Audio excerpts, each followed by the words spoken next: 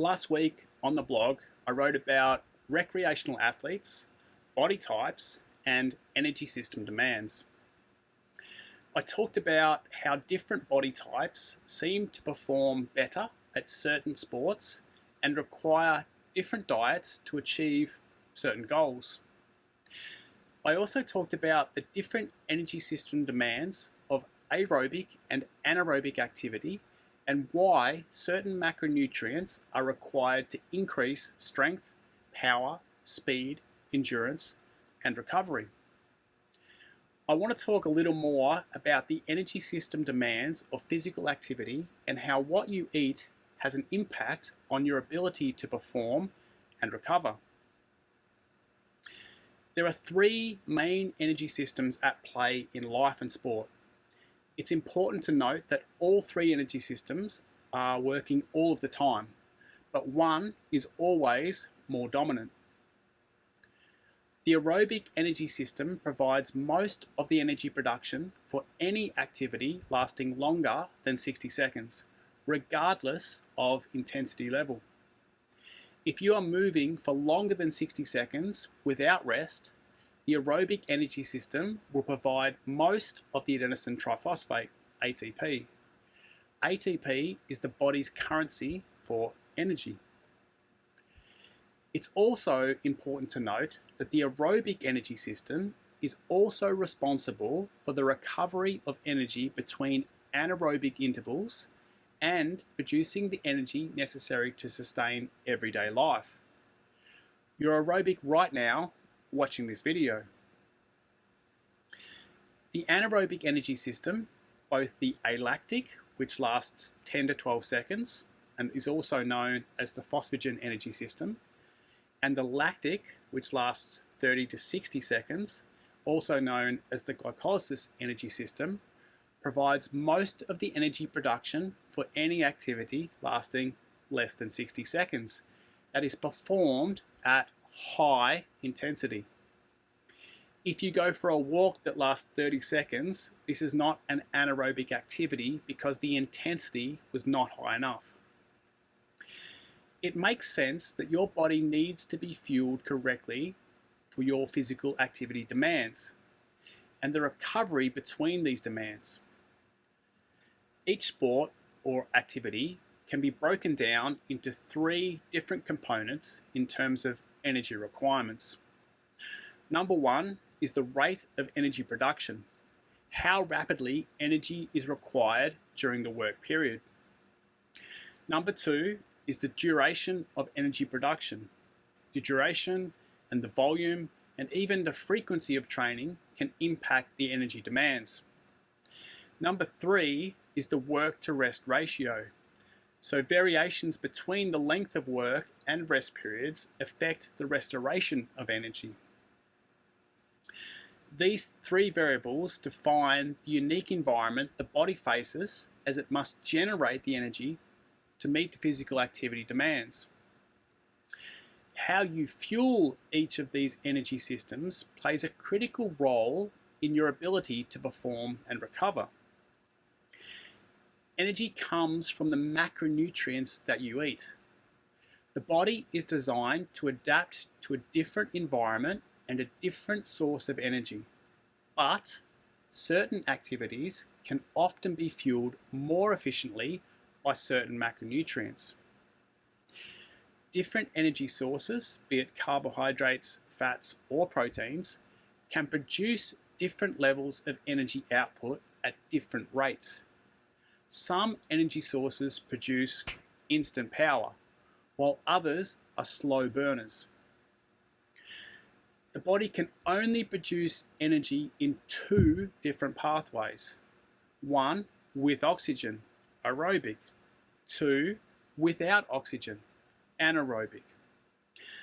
The macronutrient demands of physical activity are commonly debated as there are always outliers who seem to perform a particular sport while being fueled in a very different way to most recreational athletes. Just because one athlete can perform well on, let's say, a low-carb diet, does not mean all athletes will perform well on a low-carb diet.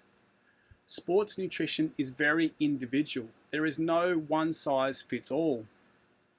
Let's take a deeper dive into the energy systems. The aerobic energy system produces the energy necessary to support life 24/7, 365. We are all using oxygen to make ATP. The three main stages of aerobic energy production are: number 1, glycolysis; number 2, the Krebs cycle; number 3, the electron transport chain. Each stage can produce a greater amount of ATP, but there is a cost in terms of the time taken to do so. The aerobic energy system is designed to deliver low levels of energy over long periods of time. The aerobic energy system produces more ATP molecules per molecule of substrate, making it the most efficient of the energy systems. However, the process takes longer to produce energy because there are more chemical steps compared to the anaerobic energy system pathways. The aerobic energy system is the most adaptable energy system in that it can produce ATP from carbohydrates, fats, and proteins. The anaerobic glycolysis system is the most misunderstood of all energy systems. This energy system produces a relatively high proportion of the body's energy, around 30 seconds of high intensity activity. After 30 seconds, the lactic system quickly plateaus and decreases until its contribution is minimal.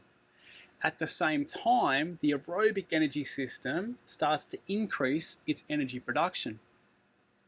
The glycolysis system's primary role is to generate high levels of force and power over longer periods of time than the phosphocreatine system, another anaerobic energy system. The anaerobic glycolysis system is fueled by carbohydrates, glucose, period. Fat cannot be burned in an anaerobic environment without oxygen, and hence it's not a fuel source for anaerobic activity. It's probably not a good idea to be eating a low-carb diet if your physical activity is predominantly anaerobic in nature. This has led to the idea that low-intensity exercise, cardio, in the so-called fat-burning zone is the best way to burn fat. I don't agree with this because, as I said before, the aerobic energy system is also responsible for the recovery of energy between anaerobic bursts.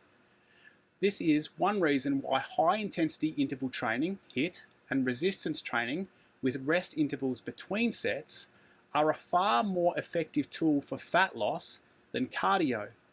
Even though the anaerobic energy system produces energy without oxygen, the recovery between sets and intervals is driven by the aerobic energy system, the fat burning zone.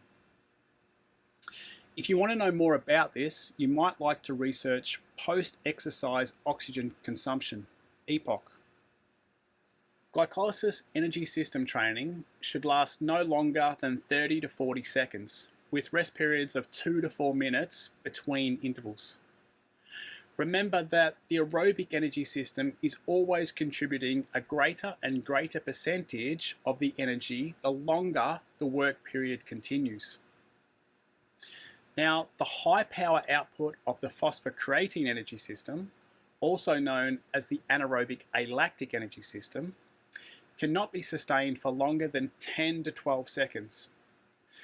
The anaerobic alactic system can produce ATP at the fastest rate because it utilizes the fewest chemical steps. It also uses phosphate, a substrate which contains much more chemical energy than carbohydrates or glucose.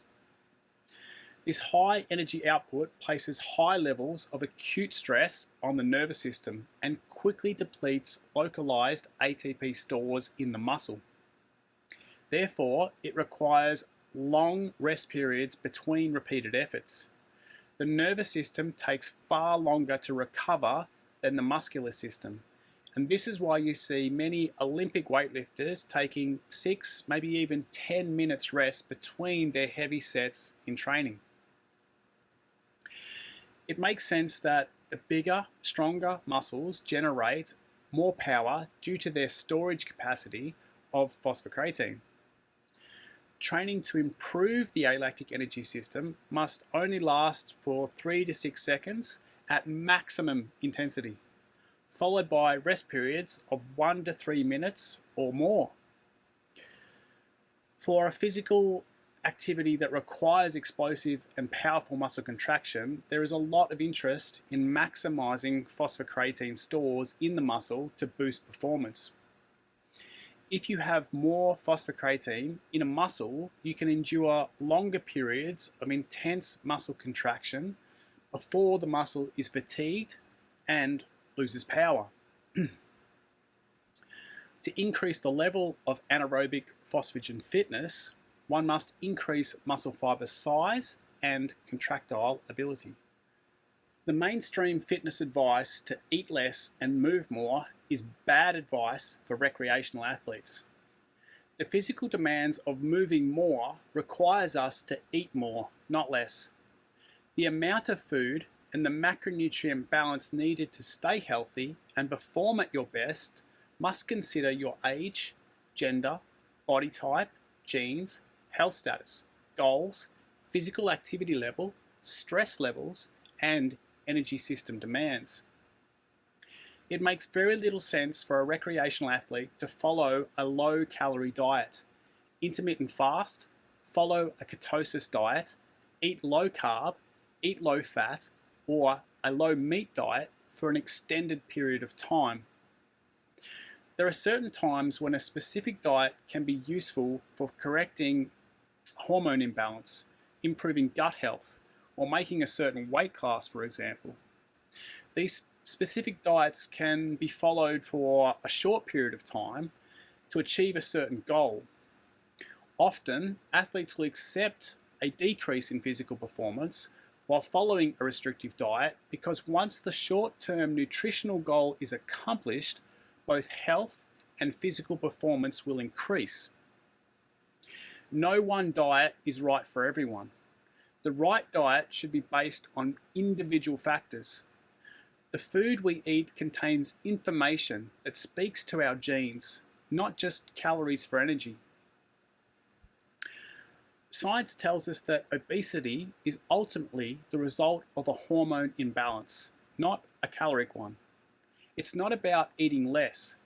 It's about eating more of the right foods that nourish and fuel your body and mind. It's not about moving more. It's about how movement supports your health and encourages adaptation, not fatigue. I hope you found this little video informative. Please feel free to read the blog, the link is in the bio, and follow me on Instagram or YouTube. Thank you.